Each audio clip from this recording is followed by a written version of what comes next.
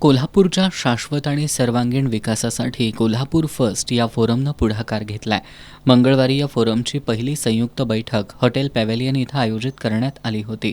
या बैठकीत माजी केंद्रीय रेल्वे मंत्री सुरेश प्रभू यांनी मार्गदर्शन करताना IT पार्क, AI आधारित उद्योग, डेटा सेंटर तसंच मोठ्या उद्योगांची गरज असल्याचं अधोरेखित केलं.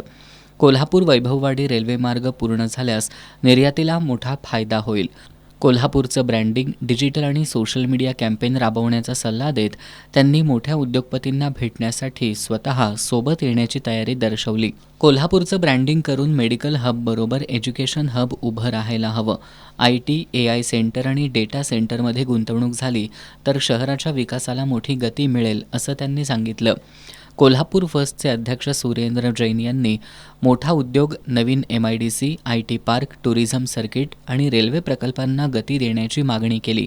यावेळी सचिन शिरगावकर, कैलास मेढे, गिरीश वाझे, शांताराम सुर्वे, विश्वजित देसाई यांनी कोल्हापुरातील वेगवेगळ्या क्षेत्रातील उणीवांची जाणीव करून देत त्यावर सहकार्य करण्याची मागणी केली.